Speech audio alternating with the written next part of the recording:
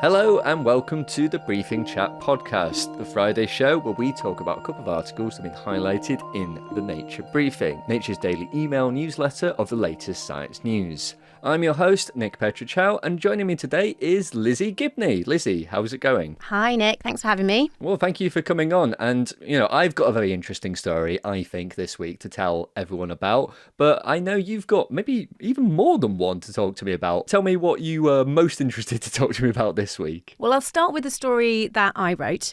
A little bit of bias in there. It's a story on how London is becoming an AI capital of the world, but a very specific one. Kind of AI safety is something that London is like carving out a niche in. So you might remember the Mythos model from Anthropic from a month or two ago. That was like the most powerful model that was released. And there were all these fears about hacking happening because it was so good at breaking cybersecurity. But it actually took like a London organisation, the AI Security Institute based in London, checking it out, evaluating it before the whole world's researchers said, actually, yeah, this is quite worrying, but maybe not as worrying as some people had said. So this institute has kind of gathered steam and is the best resourced of this type in the world. And it's got loads of really good researchers working there as well, which is quite hard to do as a government body. And so, yeah, the story's about how London is kind of carving out this little niche for itself. So is this institute, I guess, sort of like a centre of mass that is attracting other things with its gravity? That's exactly right. So, I mean, London, when we think about London and AI, already like DeepMind is probably what springs to mind. So that was founded here and crucially stayed here, even when it got taken over by Google. But now, like if you go walking around King's Cross, which is where Nature is also based, there's going to be an Anthropic office, OpenAI. There's all these other kind of smaller organisations, and they're all based here in King's Cross. They're calling it the Knowledge Quarter.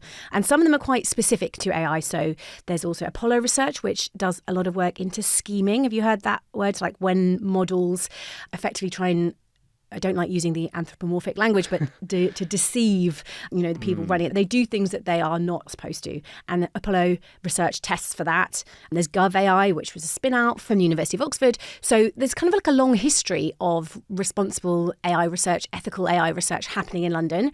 And it's now booming. Does this present any issues, though? Because, when you think about the big tech companies, you think of California.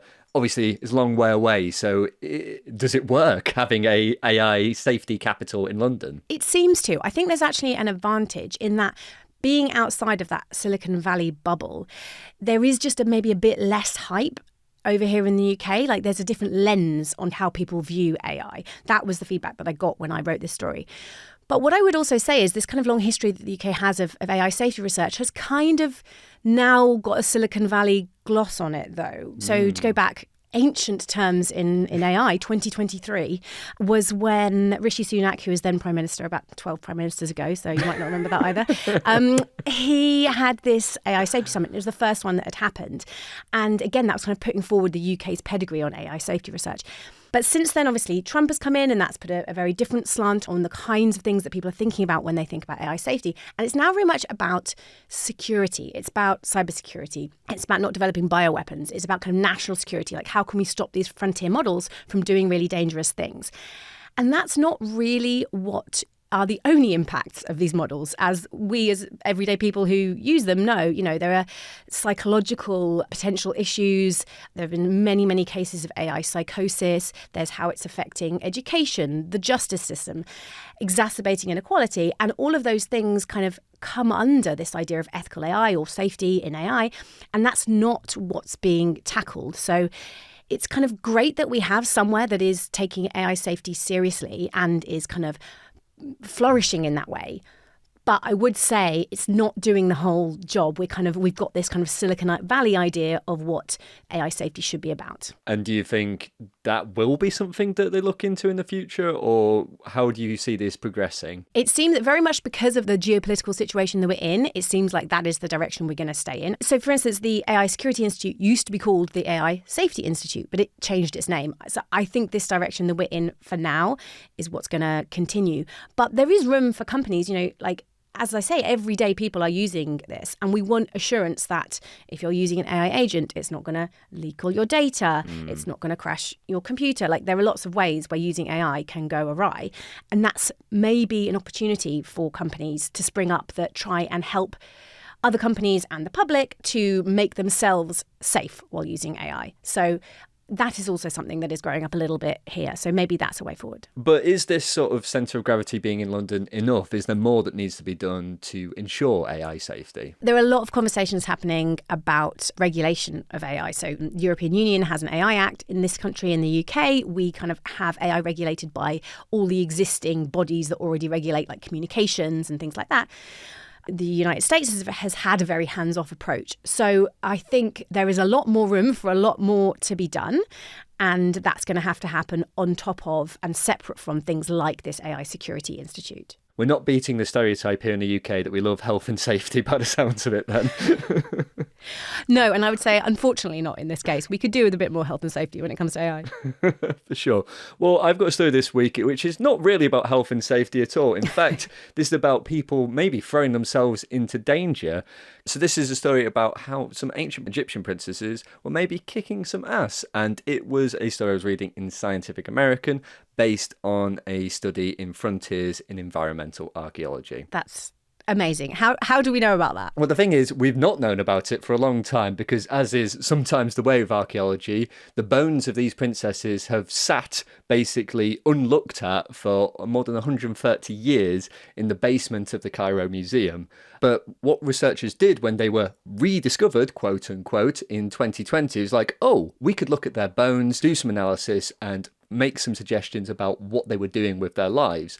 And when they did so, the bones suggested that these princesses were, maybe using weapons, maybe doing archery and that sort of thing, which challenges the sort of long-held belief that they were, doing more sedentary things, sitting around, being pampered, that sort of thing. That's amazing that you can learn like really tangible things about their lives and like the social structures they lived in, like from their bones. Well, there is an important caveat here. It is an interpretation, and one of the researchers interviewed in this article disagrees with that interpretation, says there isn't enough evidence to do this. So the way that this works is you look at the bones and you look at muscle attachment. So this is where the muscles are attaching to the bones, and based on like what people were doing over the course of their lives, you can then make inferences on what they were doing. So like if the surface area where the muscle is attached has become bigger, it may be that the muscles were being used a lot.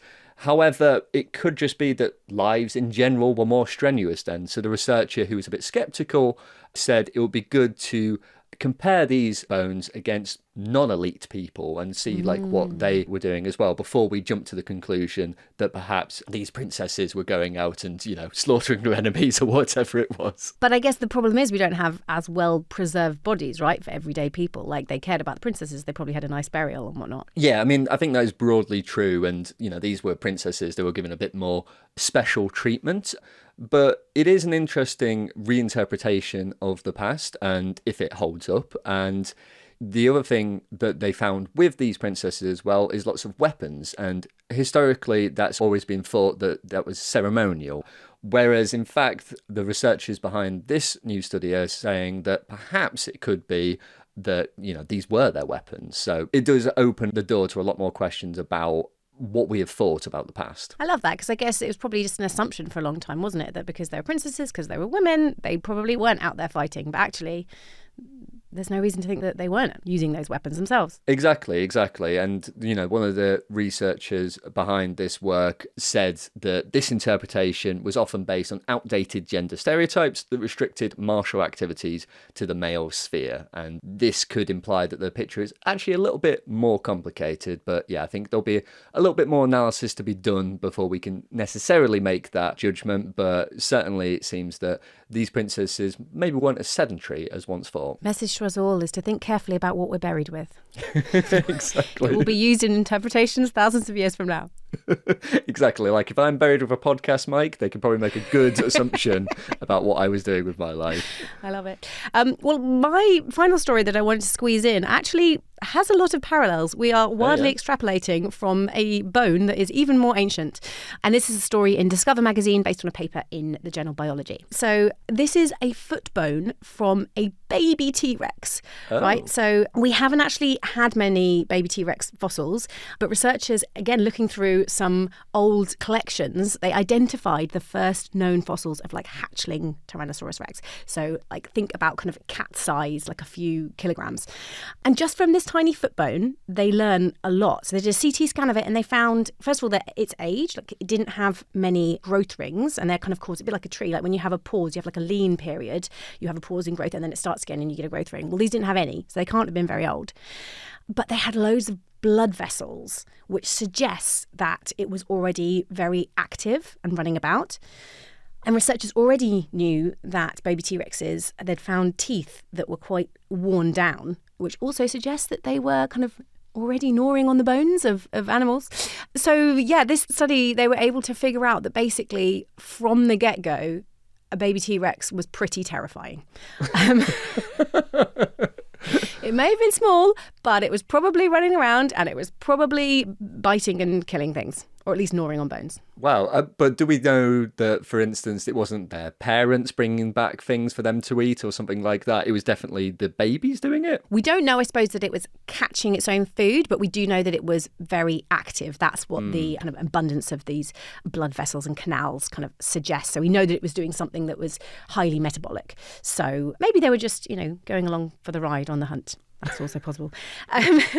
Another detail that they found was about the number of eggs that a T-Rex would have. So it's something like 20 or 30. And again, I love that from a detail like this, you can actually learn a lot. So the number that they had suggests that they wouldn't have just abandoned their eggs. So, like how turtles go and just have hundreds of eggs on a beach. And they're like, go, my babies, good luck. Maybe a few of you survive. They probably weren't doing that, but at the same time, 20 to 30 eggs, they probably weren't like investing a lot in them either, because that's a lot. They probably expected a lot not to make it. So what I loved in this story was that they said T-Rex probably had a light touch parenting. That's a nice way to put it. They were involved, but they also had enough eggs that, some didn't make it. That's probably fine. Well, I guess the T-Rex parents weren't something to necessarily emulate there, but that's still really interesting. Thank you so much for bringing that one and your other story to the Briefing podcast this week, Lizzie. I think that's all we've got time for, though. So for now, I'll say if you were interested in those stories and you'd like to learn more about them, we'll put some links in the show notes, and we'll also put a link to the Nature Briefing where you can sign up to our newsletter and get more stories like that daily to your inbox. And if you'd like to stay in touch with us, you can. We are on email, podcast@nature.com, or you can find us on social media at Nature Podcast. I'm Lizzie Gibney. And I'm Nick Petrochow. Thanks for listening.